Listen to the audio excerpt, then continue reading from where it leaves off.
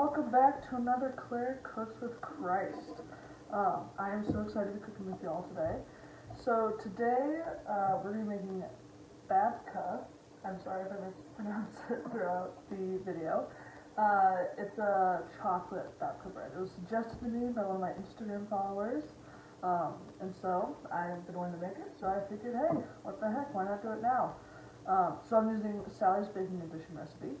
It's a very simple recipe, does not take that long. So yeah, what we're going to do first is, I already activated the yeast because it takes about 5 minutes to activate.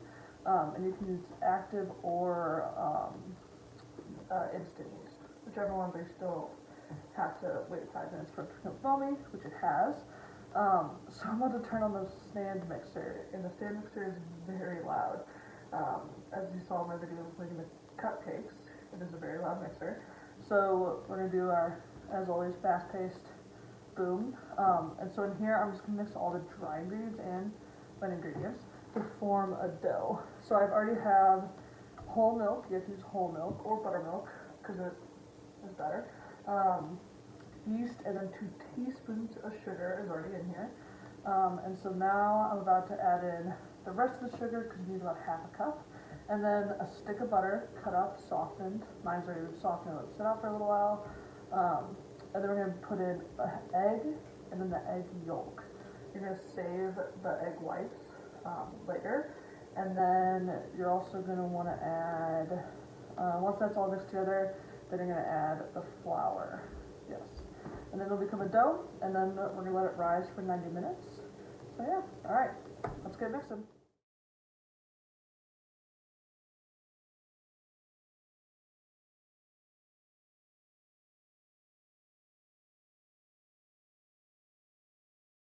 Alrighty everyone, so we just made the dough, as you can tell. It's very soft dough, so it does say in the instructions, make sure it's soft. I used an electric mixer and then I kneaded it just to make sure it was more incorporated. You can leave it in the mixer, completely up to you. So now we're going to let it rise. So it's going to rise for 90 minutes and it needs to be in a warm area. So what I do is I turn my oven to 200, let it warm up, and then I'll place it in there, and just let it rise like that. You can crack the oven a little bit so you don't form like a hard crust on the dough, so it's not like baking it. Yeah, and just make sure it's a warm surface. If you have a bread riser, use that. What you're gonna do is just put it in a big bowl because it's gonna double in size, and then you're gonna oil it, just some classic olive oil, and then put it in. Oops, and then make sure you cover both sides. Just so the oil's all over. So we're going to let it rise for about 90 minutes, and then we're going to make the fudged middle, the filling, and then crumble it, and we're going to let it bake. So yeah, I'll see you guys in 90 minutes. Hello everybody. So my dough is still rising. As you can see, I cracked my oven open, still warm inside, still looking good. I actually haven't looked at it. Hopefully it's doubling in size. I'm sure it is. So right now I'm making the chocolate filling. So you can use Nutella. I was going to do that, but I thought, I'm going to make a homemade chocolate filling. So this is a New York Times chocolate filling recipe. It's actually, they do have the Babka chocolate filled recipe, so I'm just using the chocolate instead of using Nutella. So what I have here is I have 6 ounces of coarsely chopped chocolate, a stick of butter, diced, 2 teaspoons of vanilla, and then here I just heated up salt, sugar, and then heavy cream. So what you do is you're going to heat it up on the stove for about 5 minutes until all the sugar is dissolved, and then what you're going to do is you're going to pour it into here. So, pour it in, make sure you scrape every last bit out. You want all of this stuff.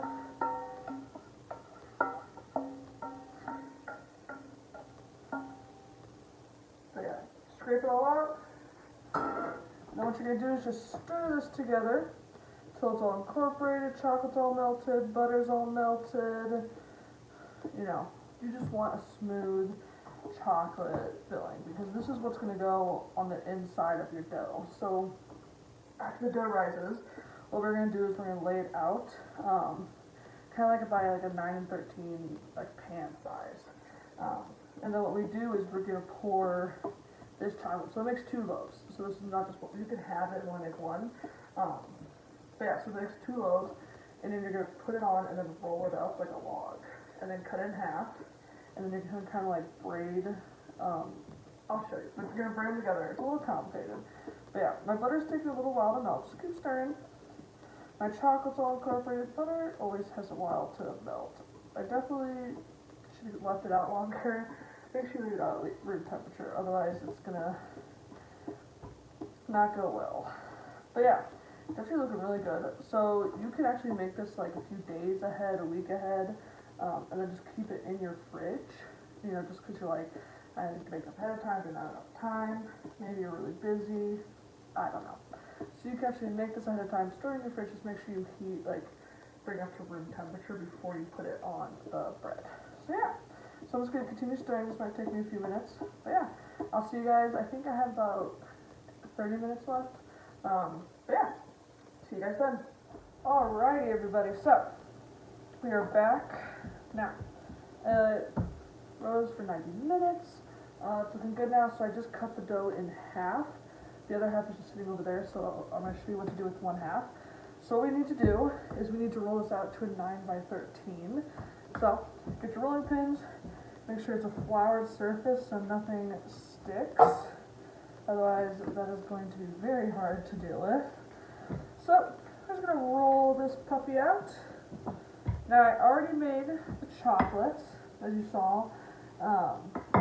So I didn't think it was going to harden, but it hardened, so it's really thick, which is good, because that means it won't be as runny when you're trying to get it all poured on here. Wow, this is going to be hard. Jeez.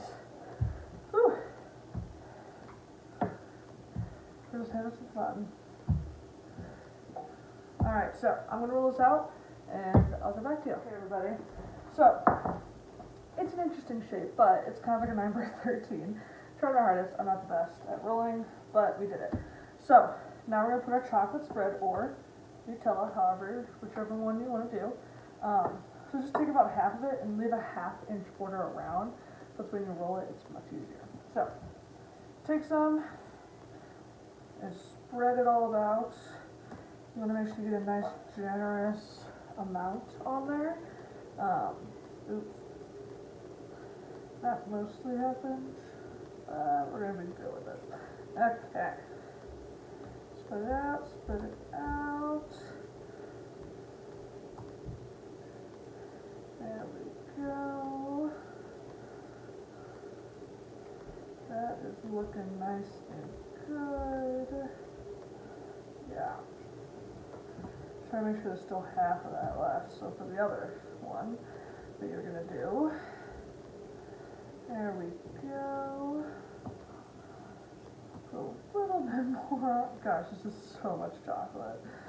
Oh, this is going to taste good. Okay, so once you got your amount that you'd like, what we're going to do is we're going to roll it.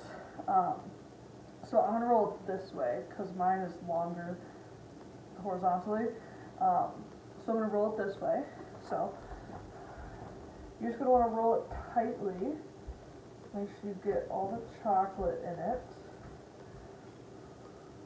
Now this is going to get really messy very quickly. Just a warning to your family when you start cooking this.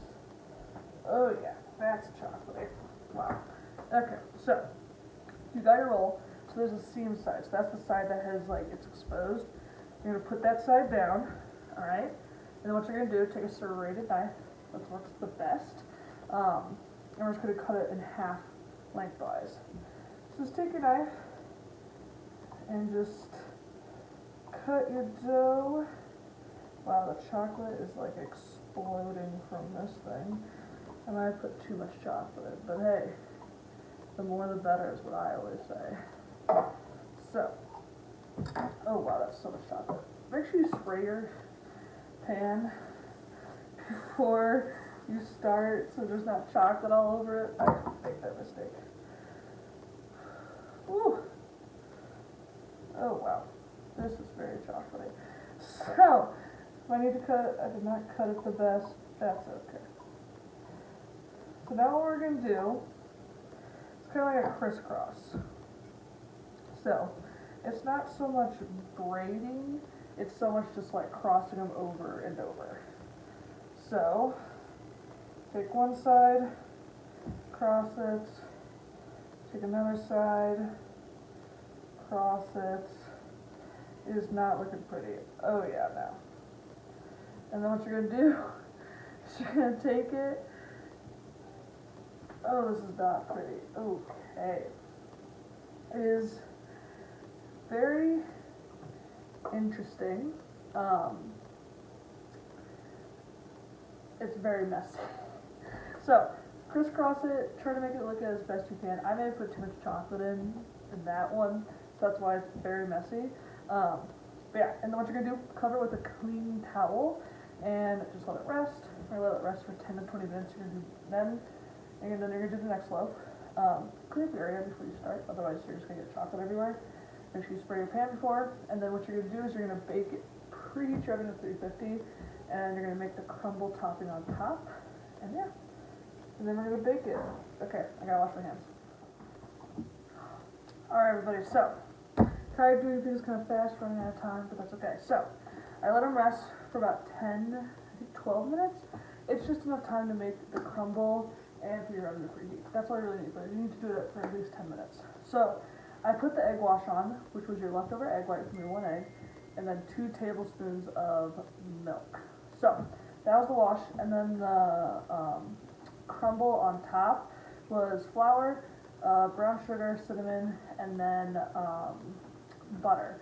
So it's a coarse topping, so that means you're going to take a pastry cutter and kind of just like chop it so it's still chunky and crumbly.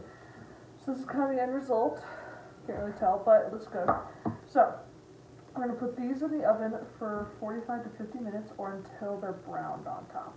So put them in. I recommend the middle rack. That's what I always use just to be safe. So yeah, I'll see you back in 45 minutes. Hello everybody.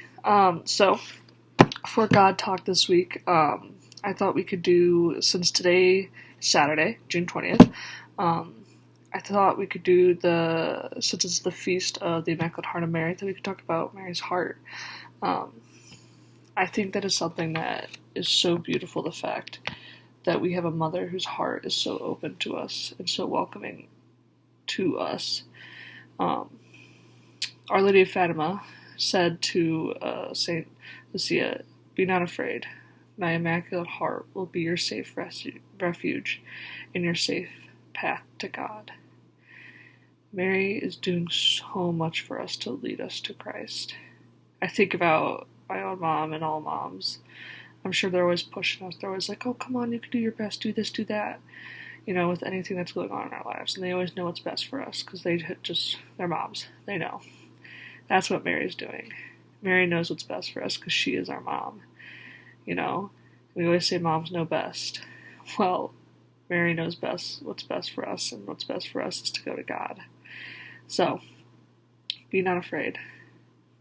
Open your heart to Mary. And I'm sure I've said this on this channel before, but, do it. Do the 33 days to consecration to Mary. I just did it, and it's beautiful. I got a tattoo of Be Not Afraid on my arm. Don't say you have to do that, but remember to be not afraid.